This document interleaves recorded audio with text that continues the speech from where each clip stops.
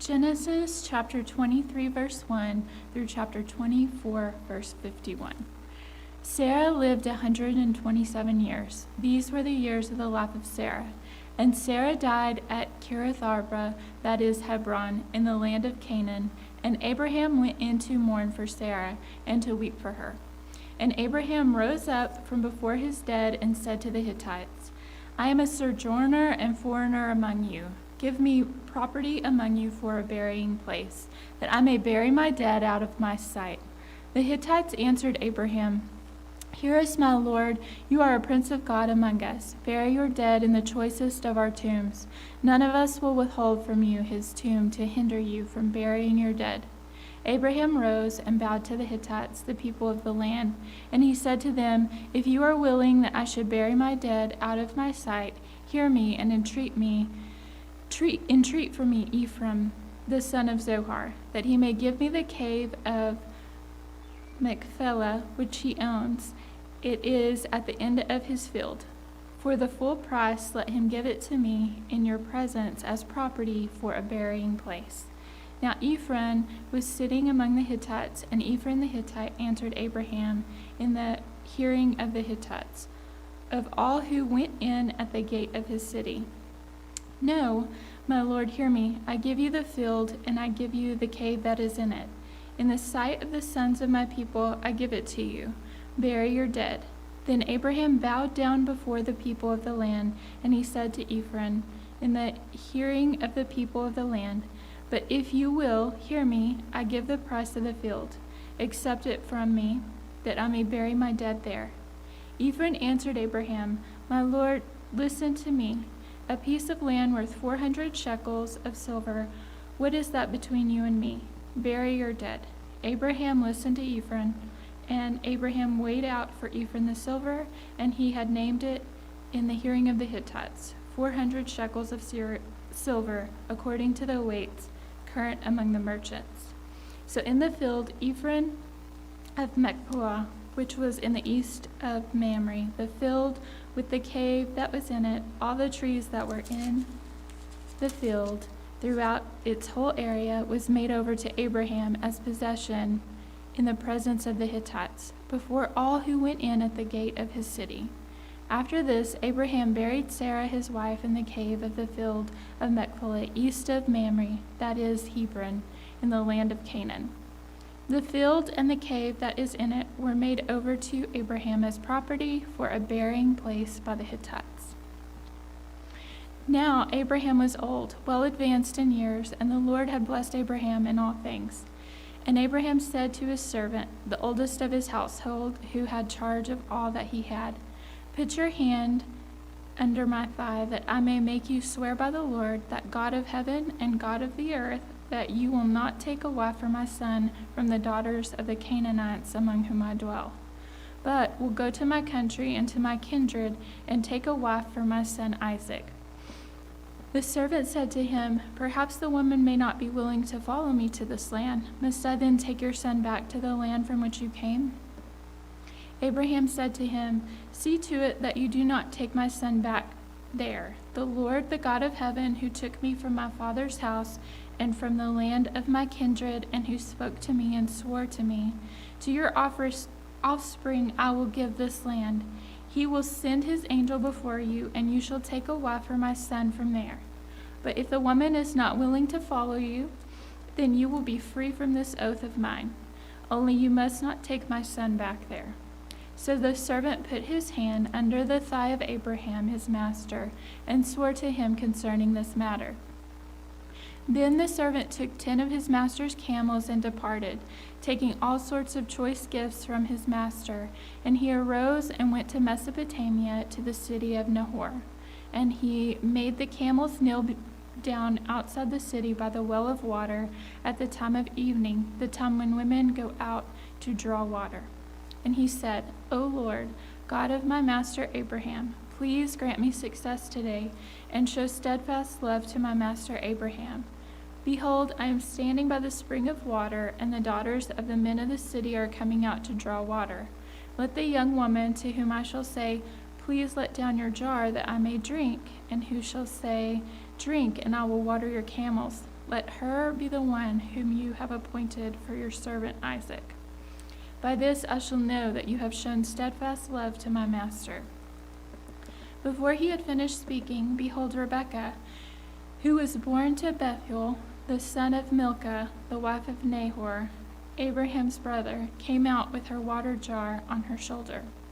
The young woman was very attractive in appearance, a maiden whom no man had known. She went down to the spring and filled her jar and came up. Then the servant ran to meet her and said, "Please give me a little water to drink from your jar." She said, "Drink, my lord," and she quickly let down her jar upon her hand and gave him a drink. When she had finished giving him a drink, she said, "I will draw water for your camels also until they have finished drinking." So she quickly emptied her jar into the trough and ran again to the well to draw water, and she drew for all his camels. The man gazed at her in silence to learn whether the Lord had prospered his journey or not. When the camels had finished drinking, the man took a gold ring weighing a half shekel and 2 bracelets for her arms weighing 10 gold shekels, and said, "Please, tell me whose daughter you are. Is there room in your father's house for us to spend the night?" She said to him, "I am the daughter of Bethuel, the son of Milcah, whom she bore to Nahor." She added, "We have plenty of both straw and fodder and room to spend the night." The man bowed his head and worshipped the Lord and said, "Blessed be the Lord, the God of my master Abraham, who has not forsaken his steadfast love and his faithfulness toward my master. As for me, the Lord has led me in the way to the house of my master's kinsman." Then the young woman ran and told her mother's household about these things. Rebekah had a brother whose name was Laban. Laban ran out toward the man to the spring. As soon as he saw the ring and the bracelets on his sister's arms, and heard the words of Rebekah his sister, "Thus the man spoke to me," he went to the man, and behold, he was standing by the camels at the spring. He said, "Come in, O blessed of the Lord. Why do you stand outside? For I have prepared the house and a place for the camels." So the man came to the house and unharnessed the camels and gave straw and fodder to the camels, and there was water to wash his feet and the feet of the men who were with him. Then food was set before him to eat, but he said, "I will not eat until I have said what I have to say." He said, "Speak on." So he said, "I am Abraham's servant. The Lord has greatly blessed my master, and he has become great. He has given him flocks and herds, silver and gold, male servants and female servants, camels and donkeys. And Sarah, my master's wife, bore a son to my master when she was old, and to him he has given all that he has. My master made me swear, saying, 'You shall not take a wife for my son from the daughters of the Canaanites in whose land I dwell. But you should go to my father's house and to my clan and take a wife for my son.' I said to my master, 'Perhaps a woman will not follow me.' But he said to me, 'The Lord, before whom I have walked, will send his angel with you and prosper your way. You shall take a wife for my son from my clan and from my father's house.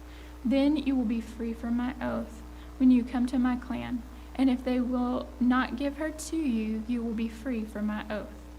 I came today to the spring and said, 'O Lord, the God of my master Abraham, if now you are prospering the way that I go, behold, I am standing by the spring of water. Let the virgin who comes out to draw water, to whom I shall say, "Please give me a little water from your jar to drink," and who will say to me, "Drink, and I will draw for your camels also," let her be the woman whom the Lord has appointed for my master's son." Before I had finished speaking in my heart, behold, Rebekah came out with her water jar on her shoulder, and she went down to the spring and drew water. I said to her, "Please let me drink." She quickly let down her jar from her shoulder and said, "Drink, and I will give your camels drink also." So I drank, and she gave the camels drink also. Then I asked her, "Whose daughter are you?" She said, "The daughter of Bethuel, Nahor's son, whom Milcah bore to me." So I put the ring on her nose and the bracelets on her arms.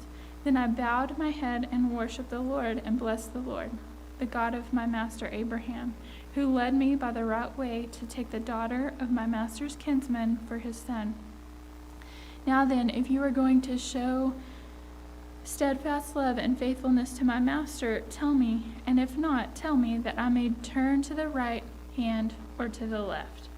Then Laban and Bethuel answered and said, "The thing has come from the Lord. We cannot speak to you bad or good. Behold, Rebekah is before you.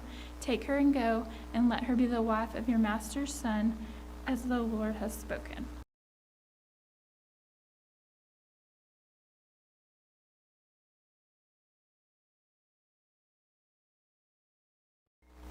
Matthew chapter 8, verses 1 through 17.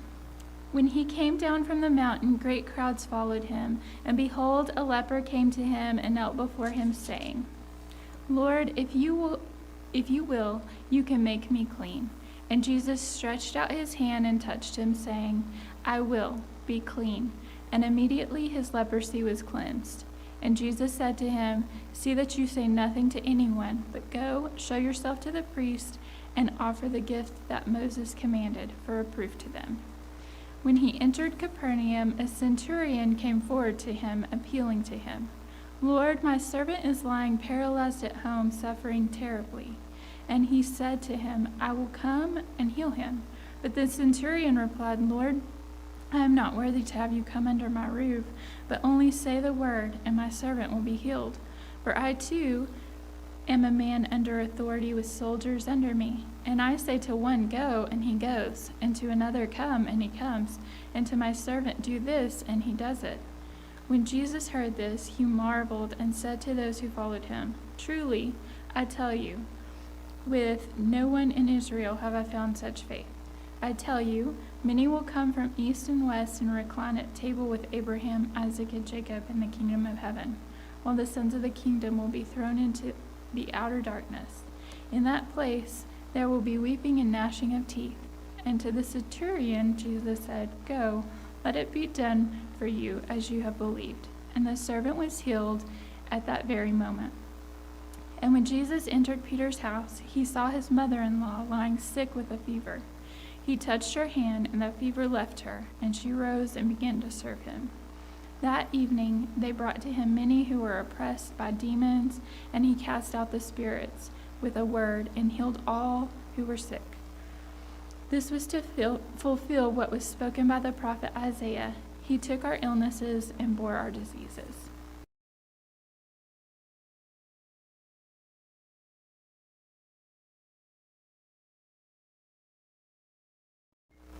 Psalm chapter 9, verses 13 through 20. Be gracious to me, O Lord. See my affliction from those who hate me.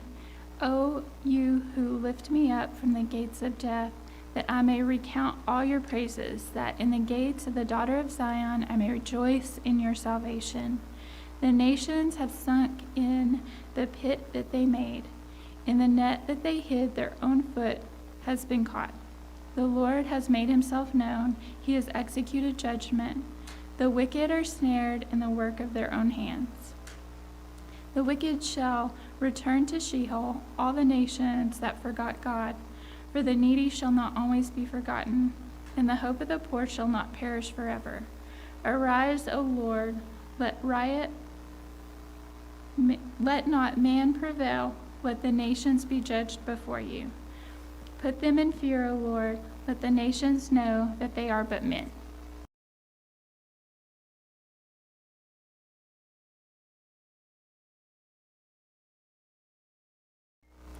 Proverbs chapter 3, verses 1 through 6. My son, do not forget my teaching, but let your heart keep my commandments. For length of days and years of life and peace they will add to you. Let not steadfast love and faithfulness forsake you. Bind them around your neck, write them on the tablet of your heart, so you will find favor and good success in the sight of God and man. Trust in the Lord with all your heart, and do not lean on your own understanding. In all your ways acknowledge him, and he will make straight your path.